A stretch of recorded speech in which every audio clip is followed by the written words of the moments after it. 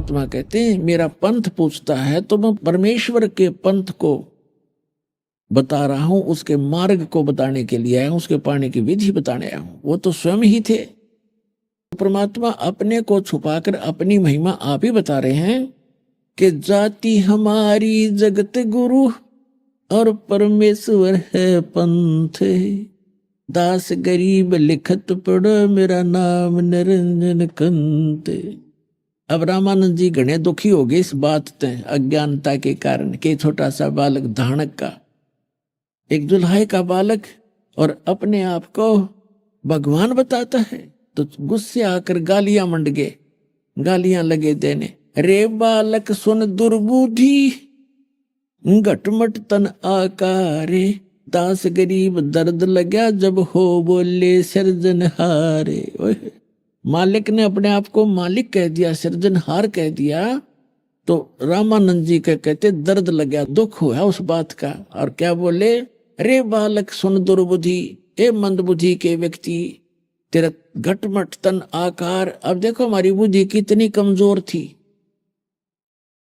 ये दास विष्णु जी का उपासक था, श्री कृष्ण और श्री राम हमारे पक्के भगवान थे, और भगवान शंकर भी आदरणीय थे।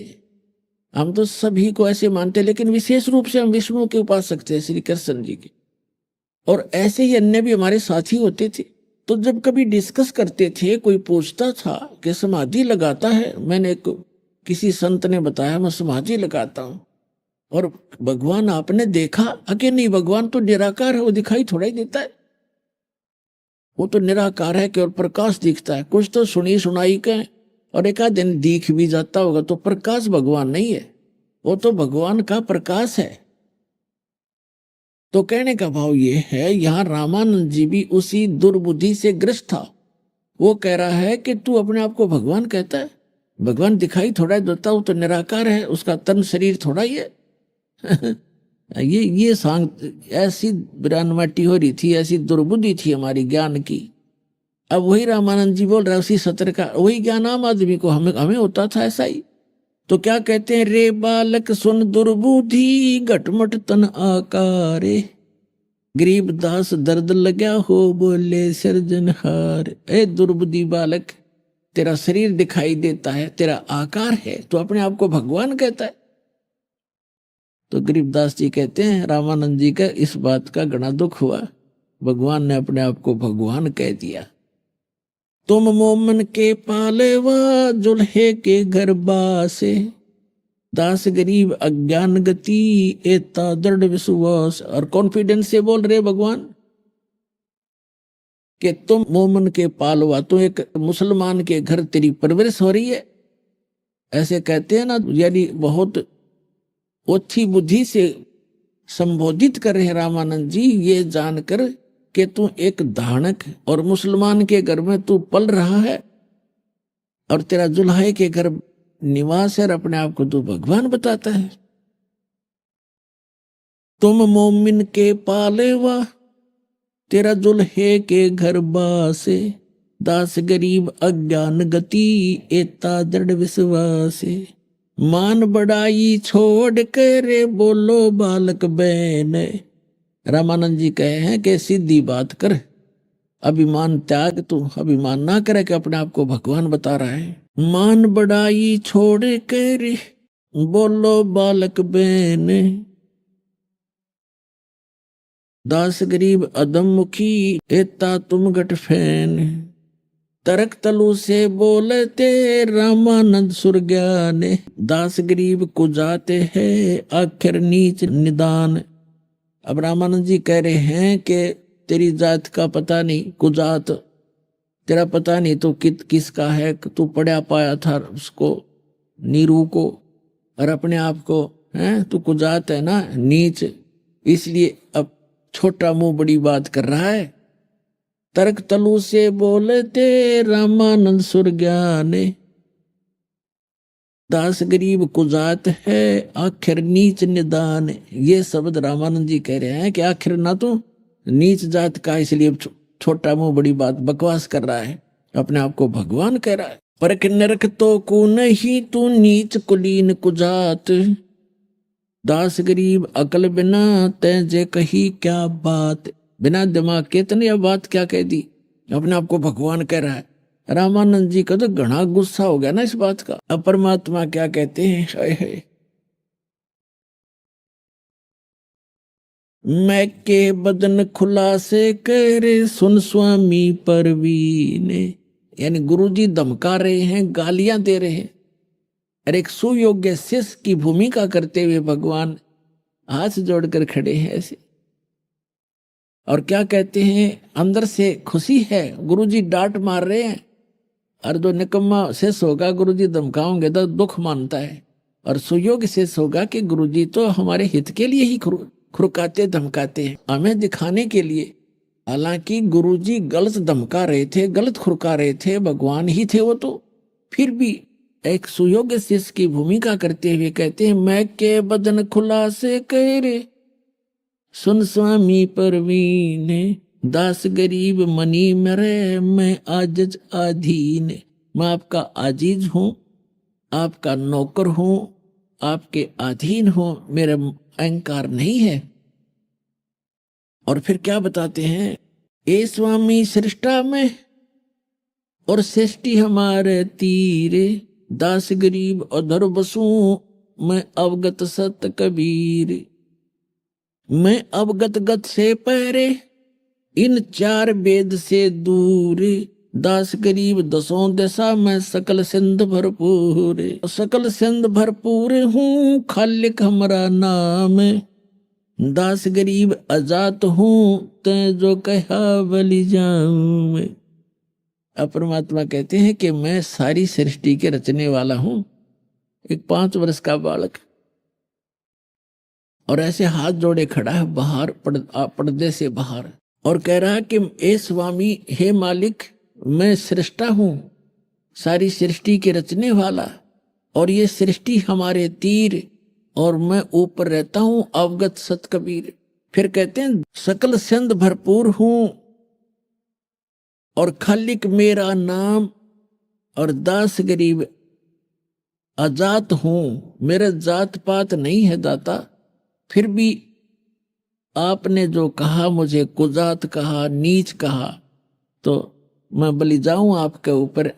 आपने जो कहा मुझे आपने ऐसा ही जाना होगा, मैं ऐसा ही होऊंगा। लेकिन मैं जो कह रहा हूं वह सत्य है कि मैं सारी सृष्टि का रचने वाला हूं। एक 5 वर्ष का बालक, और ये बातें कहो भी धानक का जुलाहे का 600 वर्ष पहले, तो पुण्यात्मा बुद्धि सुलभ कर जा आदमी की कि भगवान हो सकता है। और कबीर साहब को आज कोई भगवान मान कर राजी नहीं, और वो भगवान है। हमारे ना मानने से कौन सा वो भगवान नहीं रहेंगे। एक लाल कोई किसी को पहचान नहीं है, हर कोई ये कि ये करोड़ रुपए का है एक छोटा सा कंचा, और कोई नौकर मैं तो नहीं मानता। उसके ना मानने से लाल की कीमत नहीं समाप्त होगी, लेकिन वो उसके व्यवहार में नहीं है, उसको उसका जानकारी नहीं है, तो उसकी अपनी ही अज्ञानता का ये परिणाम है। फिर क्या बताते हैं, सुन रामानंद राम हम मैं बावन नरसिंह।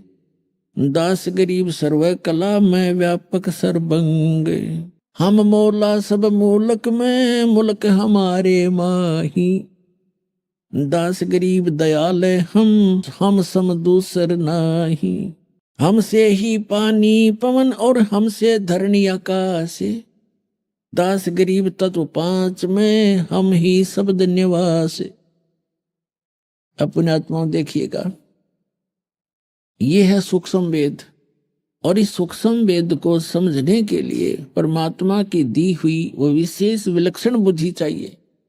अब यहाँ क्या बताते हैं परमात्मा कि मैं सब में व्यापक हूं। कैसे हूं कि जैसे 5 तत्वों के अंदर जो आकाश का गुण है वो सब में व्यापक है। 5 गुण हैं, शब्द स्पर्श रूप रस गंध। जैसे 5 तत्व हैं और इनके 5 के 5 ही गुण हैं, जैसे आकाश, वायु, अग्नि, पृथ्वी और जल, ये ऐसे हैं, तरतीब वाइज है। तो यहाँ क्या बताया है कि जैसे आकाश का गुण है शब्द, अब जैसे इस पूरे ब्रह्मांड को परमात्मा ने ऐसे बंद कर रखा आकाश से, यदि ये आकाश से बंद ना कर रखा हो चारों तरफ से, कति बिल्कुल बंद ना कर रखा हो तो हम एक दूसरे की आवाज नहीं सुन सकते। यहां शब्द काम नहीं कर सकता। जैसे किसी स्पीकर का पर्दा फट जाता तो फुसर फुसर करेगा, वो आवाज नहीं रहती। तो उसके बाद जो आकाश का गुण है शब्द, और वायु का गुण है स्पर्श, जैसे हवा लगती है ठंडी और गर्म, और अग्नि का गुण है रूप, जैसे अग्नि बकड़ बकड़ बलती है, और पृथ्वी का गुण है गंध। अब जैसे शब्द जो है आकाश का गुण है, और वायु जब चलती है उसमें सरसर की आवाज आती है, तो वायु के अंदर भी उस शब्द का गुण विद्यमान है, यानी शब्द उसमें कांस्टेंट है, अभिन्न नहीं है। ऐसे अग्नि जलती है तो बकड़ बकड़ की आवाज आती है, तो उसमें शब्द साथ है, शब्द का गुण उसके अंदर साथ है। और पृथ्वी का डला जैसे उठाकर हम पटकते हैं, उसकी आवाज आती है, तो पृथ्वी के साथ है, उसमें भी विद्यमान है वहां पर भी। और वापस जल को ऊपर से डालते हैं, तड़ तड़ की आवाज आती है, तो उसमें भी शब्द साथ है। तो कहने का भाव यह है परमात्मा कबीर साहब का कि मैं ऊपर रहता हूं, लेकिन मेरी शक्ति पूरे ब्रह्मांडों में, जैसे शब्द सब में व्यापक है आकाश का गुण, ऐसे मैं सब में मेरी शक्ति साथ विद्यमान है, और उस मेरी शक्ति से ही सब ब्रह्मांड और सब ये जीव क्रियावान है। परमात्मा ये समझाना चाहते, क्या कहते हैं, हमसे पानी पवन है, हमसे धरणी आकाश, गरीबदास तत्व पांच में हम ही शब्द निवास। जैसे पांचों तत्वों के अंदर शब्द कांस्टेंट है, साथ है, अभिन्न है, ऐसे मैं रहता ऊपर हूं, मेरी शक्ति सब में विद्यमान है। वो बिल्कुल भी किसी कोई प्राणी या कोई कण मेरी शक्ति से बचा नहीं है। अब रामानंद जी ने सोचा कि ये बालक बात तो बड़ी बड़ी कर रहा है, इसको थोड़ी सी बाद में बात करूंगा, अपनी पूजा कर लेता हूं जो शेष रहती थी। रामानंद जी क्या करते थे, पर्दा लगा ही रखा था। परमात्मा को कहा कि बैठा दो इस बालक को, यहीं बैठ जा 5-10 मिनट, मैं अपनी थोड़ी पूजा कर लेता हूं, फिर इससे बात करूंगा बाहर आकर के। अब उसने अपनी पूजा क्या करता था रामानंद जी, एक भगवान विष्णु का सालग्राम बना रखा था मूर्ति पत्थर की, और वो सभी जितने उनके शिष्य थे वो मूर्ति की पूजा करते थे, सालग्राम की पूजा करते थे। भगवान विष्णु के सभी कपड़े मूर्ति के उतारते थे और मुकुट भी रख देते थे आदर से। एक माला जो गले में होती थी, एक तुलसी के मनिये की कंठी बोलते, वो भी डालते थे, तो सभी उतार दी जाती थी। फिर भगवान को स्नान किया जाता है, तो वो मानसिक पूजा करता था। उस पत्थर की मूर्ति अवश्य रखी थी उसने, लेकिन वो मानसिक सेवा किया करता था, जैसे कल्पना करता था, जैसे एक वैसे करते हैं। एक तो सौपन होता है, वो तो मानसिक समझो, एक वैसे प्रैक्टिकल करते हैं, मूर्ति को स्नान कराते हैं, सोच कपड़े पहनाते हैं ऐसे। तो वो मानसिक सेवा किया करता था कि मानसिक पूजा का ज्यादा लाभ होता है।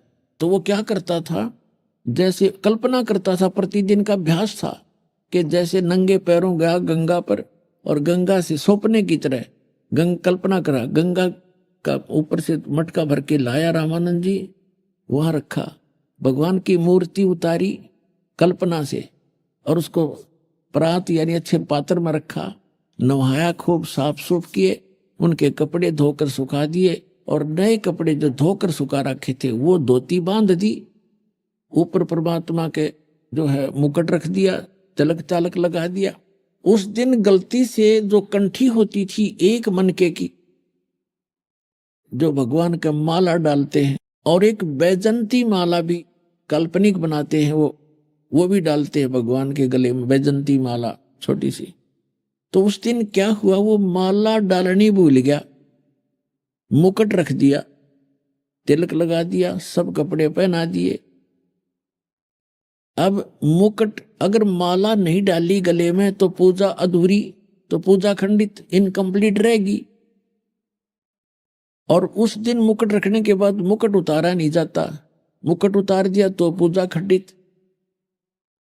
अब रामानंद जी ने सोचा, कल्पना से आगे पर्दा लगा है, कोई मूर्ति सामने है नहीं, केवल मन से सोच विचार कर रहा है कि मुकुट के ऊपर से माला डालनी चाहिए जैसे सोपन होता है।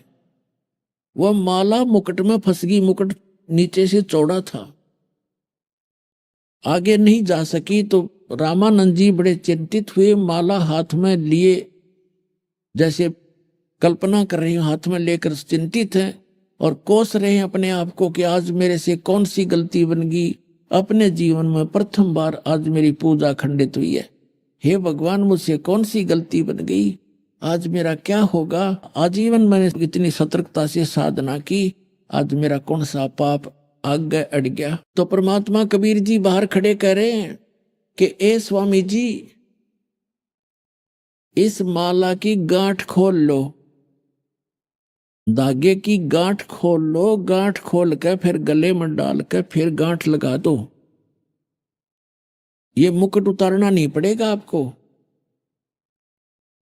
अब रामानंद जी की तो बुद्धि सिर घूम गया कि ना कोई सामने मूर्ति है, मैं केवल मन से सोच कल्पना कर रहा हूं, सोच रहा हूं, आगे पर्दा लगा है और ये बालक बाहर से मेरे मन की बात बता रहा है।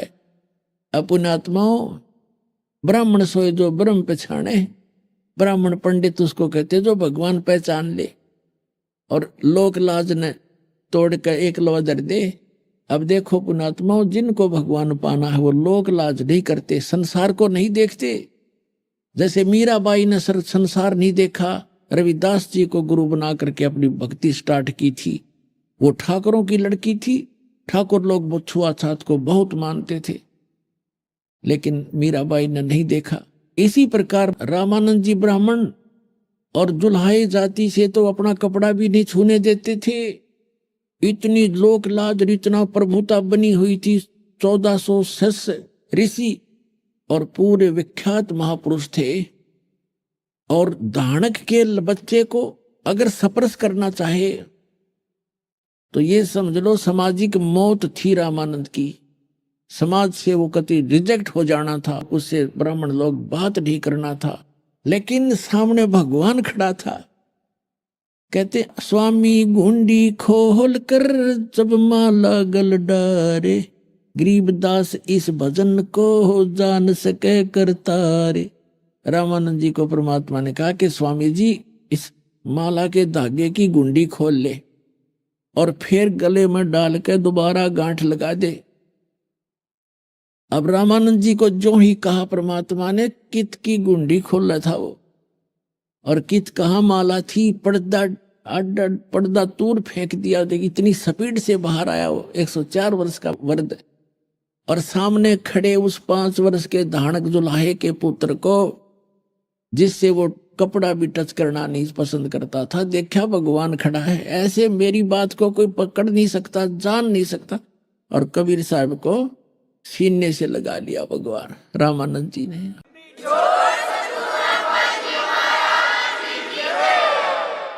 कहते हैं वक्त पड़े सौदा करे, और बाढ़ में पड़ो यू ज्ञान। सामने भगवान खड़ा जिसके लिए भटक रहा है, 104 साल खो दिए, घर त्याग दिया, और आज भगवान सामने खड़ा, फिर वो समाज ने देखेगा तो धिक्कार ऐसे भगत को और ऐसी भक्ति को, वो भगत नहीं है। अब रामानंद जी ने जो ही परमात्मा को ऐसे सीने से लगाया तो ऐसा शरीर भगवान का जैसे रुई होती है। यजुर्वेद अध्याय नंबर 40 के मंत्र नंबर 8 में कहा कि सप्रियागात शुक्रम अकायम अवर्णम असनाविरम कबीर मनीषी। वो परमात्मा कबीर जो यहाँ आते हैं विद्वान रूप में, यानी जगत गुरु रूप में, तत्वदर्शी संत के रूप में, वो परमात्मा वैसे सर्व सबसे पहला देहधारी है, और उसका शरीर शुक्रम अकायम है। उसका शुक्रम माने माता पिता के बीज से बना हुआ, वो शुक्र से बना हुआ हमारे जैसा 5 तत्व का शरीर नहीं है जो माता पिता के बीज से बनता है। तो कहते वो शुक्रम कायम ऐसा नाविरम, उसके शरीर में नाड़ी नहीं है, हार्ड होड नहीं है उसके अंदर, तो वो ऐसा शरीर है भगवान का। इसलिए परमात्मा कहते मैं विधेयी हूं। धर्मदास जी ने कहा था, हे परमात्मा, आपके शरीर दिखाई देता है और आप अपने आप को विधेयी कहते हो।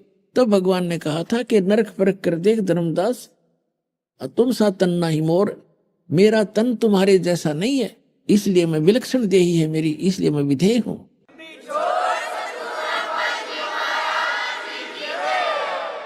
अब जो ही रामानंद जी ने कहा कि ये तो दीक्षा तुम दई, ये मान ली मन मोरे, गरीबदास तुम कोमल पुरुष, हमरा बदन कठोर।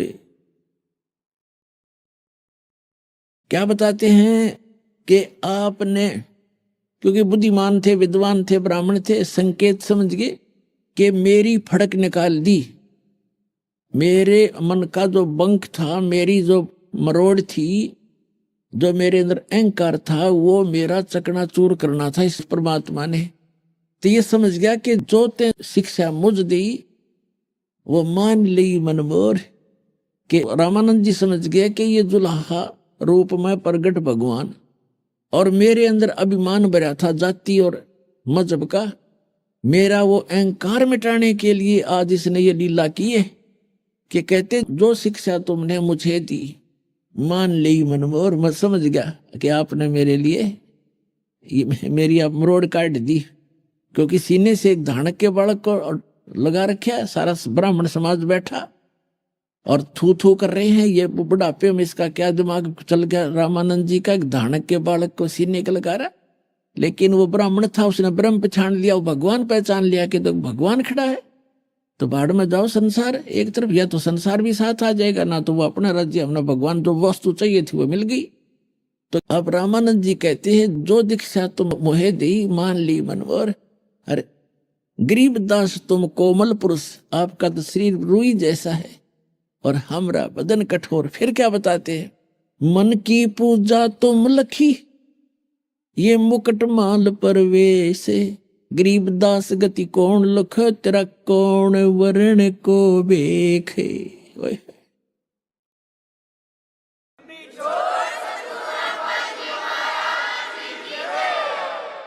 रामानंद जी कह रहे हैं कि भगवान आपने कैसे पहचाने कोई, आप किस तो वेशभूषा में खड़े हो और किस वर्ण में प्रकट हो, जुलाहा वर्ण में, और कैसे खड़े हो आप भगवान, आपको कैसे पहचान सकते हम तुझ बुद्धि जीव।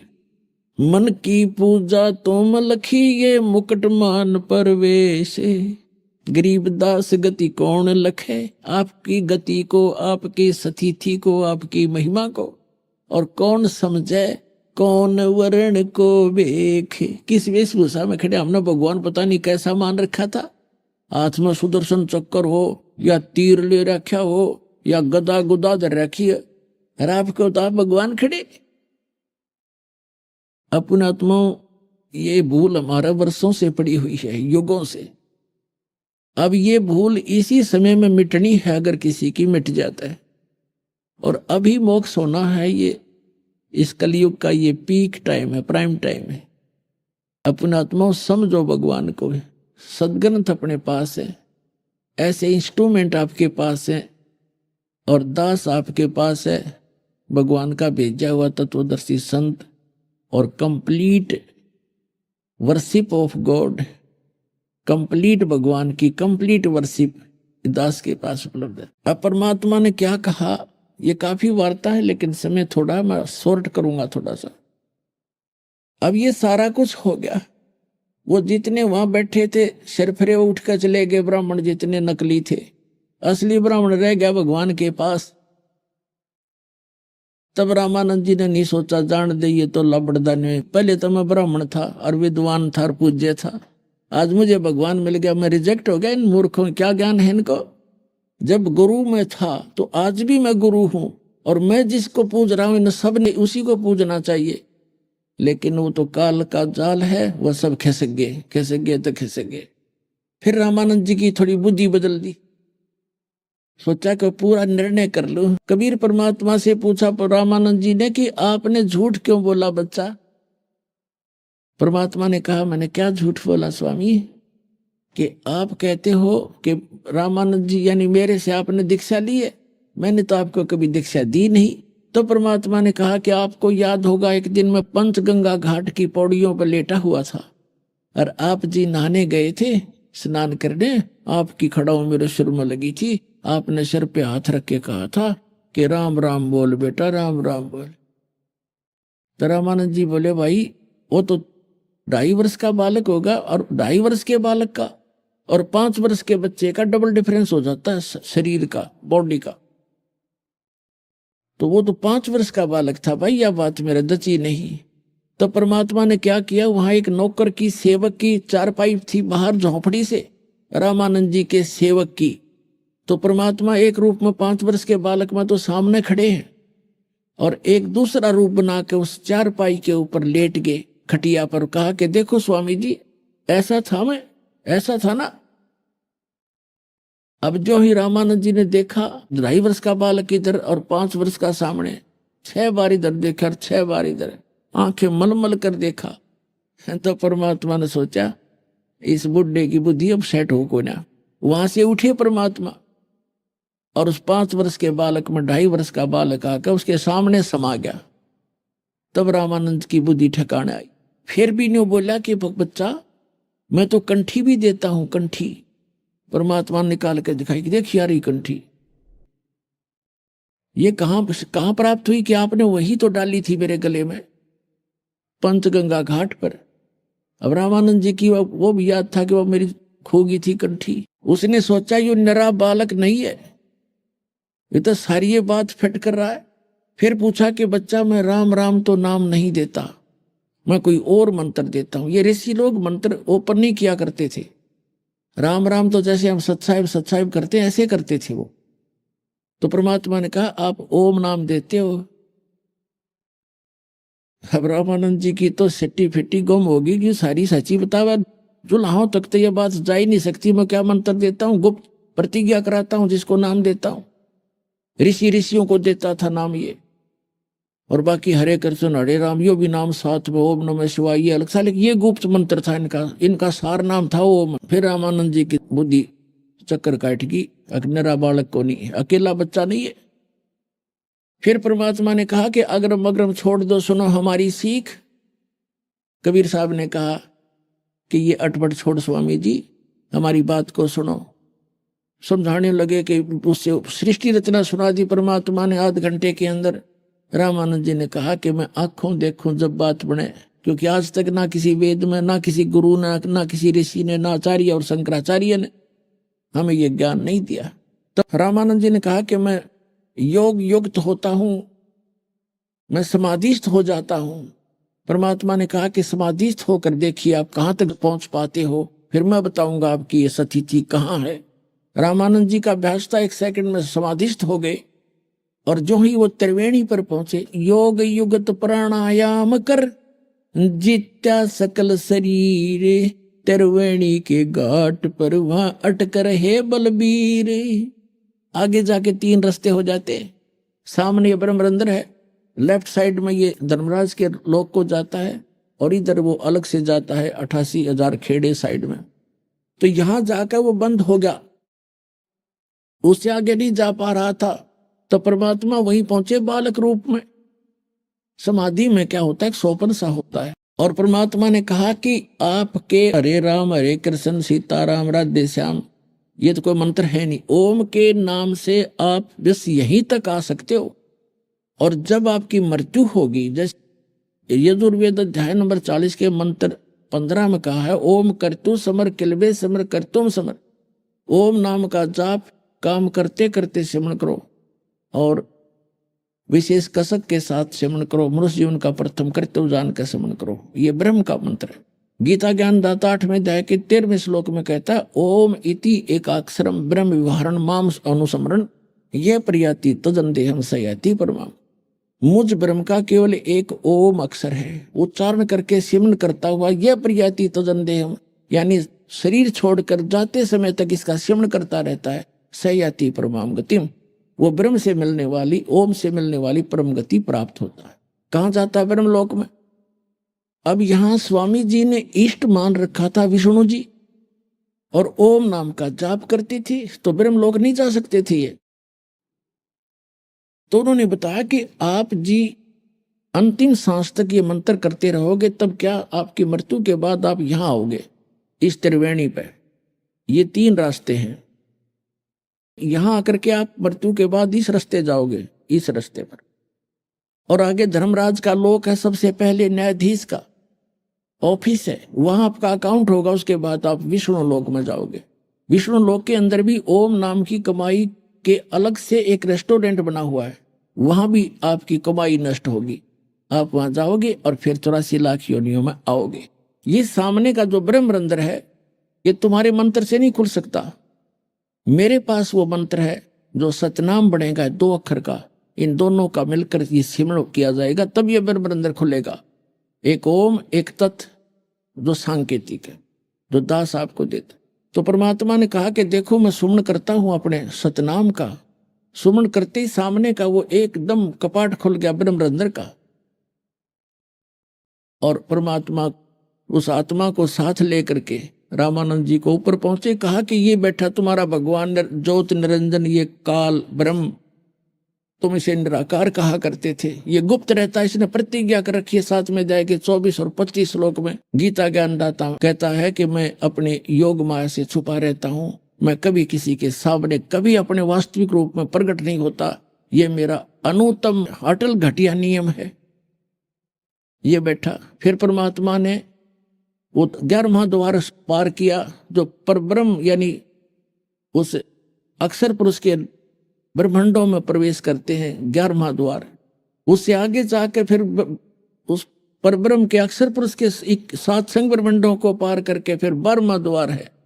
12वां द्वार पार करके भंवर गुफा पार करके जब सतलोक आता है, तो परमात्मा ऊपर के लोक में ले गए, और वहां जाकर देखा जो एक सिंहासन के ऊपर राजा के समान परमात्मा बैठे हैं, सिर पे मुकुट है, गल में माला है, सुंदर शरीर है, करोड़ सूर्य मिला दे करोड़ चंद्रमा, ऐसा उनका एक रोमकूप की शोभा है।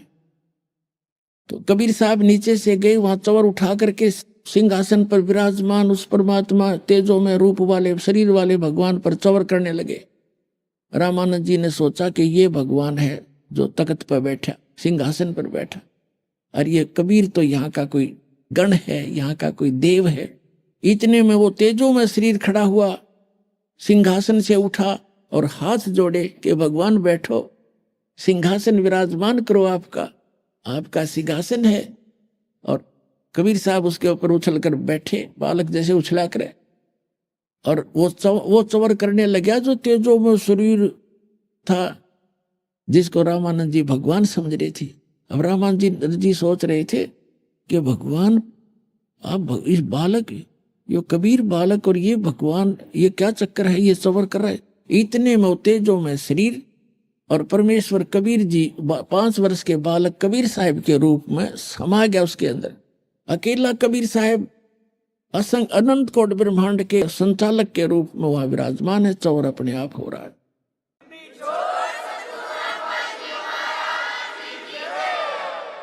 और परमात्मा का वो बालक रूप इतना तेजों में हो गया जैसे करोड़ सूर्य करोड़ चंद्रमा मिला दे एक रोम के अंदर। तब परमात्मा ने कहा कि स्वामी जी, ए स्वामी सृष्टा में और सृष्टि हमारे तीर, दास गरीब अधर बसु, मैं यहां रहता हूं, अवगत सत कबीर। अब रामानंद जी तो चरणों में गिर गया, हे भगवान, हम नहीं पहचान सकते आपको, और आप सचमुच आप भगवान हो। परमात्मा ने कहा कि वापस जाओ। अब जो ही वापस भेजा तो एकदम नीचे आया रामानंद जी, समाधि टूट गई उसकी, एकदम सामने देखा और सामने वो बालक फिर बैठा, 104 साल का बूढ़ा वृद्ध, और परमात्मा के चरणों में गिर गया और कहा,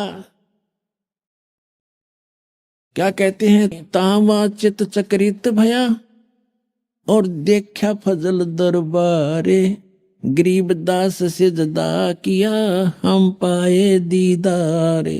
तुम स्वामी में बाल बुद्धि, 104 साल का ब्राह्मण, 4 वेदों का ज्ञाता, 18 पुराणों को ज्ञाता, गीता जी का मर्मज गाता कहलाने वाला, और भगवान की कैख भी पता नहीं था। 104 साल का वृद्ध ब्राह्मण ऋषि और 5 वर्ष के बालक धानक जुल्हे के बेटे के चन्ना में पड़ के क्या कहता है, तुम स्वामी में बाल बुद्धि, आप मेरे मालिक, और मेरा ज्ञान तो एक बालक जैसी बुद्धि वाला था। परमात्मा आपके ज्ञान और आपकी वहां स्थान को देखने के बाद मुझे अकल आई। तुम स्वामी मैं बाल बुद्धि ये भरम कर्म किया नासे, गरीबदास निज ब्रह्म तुम मेरा होगा दृढ़ विश्वास। निज ब्रह्म, एक तो ब्रह्म है ये काल है, निज ब्रह्म असली भगवान तो आप हो, अब मुझे दृढ़ विश्वास हो गया। सुन बे सुन से तुम परे उर से हमरे तीरे, दास गरीब सर्वंग में तुम अवगत पुरुष कबीरे। सुन बेसुन से परे हो और यहां भी आप बैठे हो। फिर क्या कहते हैं, कोटि कोटि से दाह करे और कोटि कोटि प्रणाम, गरीबदास अनहद अधर हम पर से तव दाम। कोटि कोटि सजदा किया, कोट कोट प्रणाम। ये भगवान सामने बैठा जिसने खोज रहा, सारा जीवन न्यौछावर जिसने कर रखा, और सामने जैसे सर्प न मणि पा जा, निर्धन न धन मिल जा, भूखे न भोजन मिल जा। ऐसी सती थी रामानंद जी की होगी। और क्या कहते हैं, कोट कोट सजदा किया और कोटि कोटि प्रणाम। सिर पटक दिया महापुरुष ने, उस जिसकी खोज कर रहा था वो आप पे आ मिला। कोटि कोटि सजदा करे और कोट कोट प्रणाम, गरीबदास अनहद अधर, आपकी तो अनहद जिसकी कोई सीमा नहीं ऊपर, और हम पर से तव धाम, हमने आपका वो धाम, आपका वो स्थान देख लिया। बोलत रामानंद जी सुनो कबीर करतारे, गरीबदास सब रूप में तू ही बोलनहार। तेरी शक्ति से सब जीव बोल रहे हैं, चल रहे हैं, ब्रह्मांड घूम रहे हैं। तुम साहेब तुम संत हो, अब सतगुरु की पहचान बता रहे हैं। तुम साहेब तुम संत हो और तुम सतगुरु तुम हंस, गरीबदास तुम रूप बिना और न दूजा अंश। तुम ही परमात्मा हो साहेब, तुम साहेब तुम संत हो, यानी एक नेक व्यक्ति भी आप ही हो। अच्छे महापुरुष संत की जो भाषा है वो परिभाषा आप ही खरे उतरते हो। और तुम सतगुरु यानी सच्चे गुरु आप ही हो, सच्चा ज्ञान रखते हो। और तुम ही हंस यानी एक अच्छे भक्त हो, निर्विकार भक्त हो। हंस जो बुराइयों से हट जाता है। जैसे हंस एक पक्षी होता है बुगले जैसा, बुगला तो आम वस्तु खाता है, मच्छी खा जाओ, मेंढक खा जाओ, घोगे खा जाओ, सबको खा जाए। लेकिन हंस सरोवर पर केवल मोती खाता है, अड़ंगा नहीं खाता। तो हंस वो होता जो भक्त बीड़ी शराब तंबाकू रिश्वतखोरी बकवाद छोड़ देता है, तो उसको हंस कहते हैं कि वो विकारों से दूर होकर एक भक्त बन गया। तो कि एक सच्चा भक्त भी मालिक आप ही हो। तुम साहेब तुम संत हो, तुम सतगुरु तुम हंस, और गरीबदास तुम्हारे रूप बिना और न दूजा अंश। मैं भगता मुक्ता भया और किया कर्म कुंद नाश, और गरीबदास अवगत मिल गए या मिट गई मन की बांस। मेरे मन की भ्रमणा मिट गई, मुझे भगवान मिल गए अवगत, जिसको कोई नहीं जानता।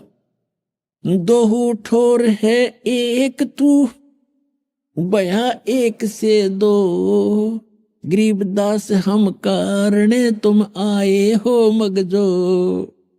दोहू ठोर है एक तू, ये भगवान ऊपर भी आप ही हो और यहाँ भी आप ही हो, और हम नीचों के लिए आप वहां से गति करके आए हो। ओए होए, अरे यही वेद प्रमाण देते हैं कि वो परमात्मा ऊपर रहता है, वहां से गति करके आता है और अच्छी आत्माओं को मिलता है।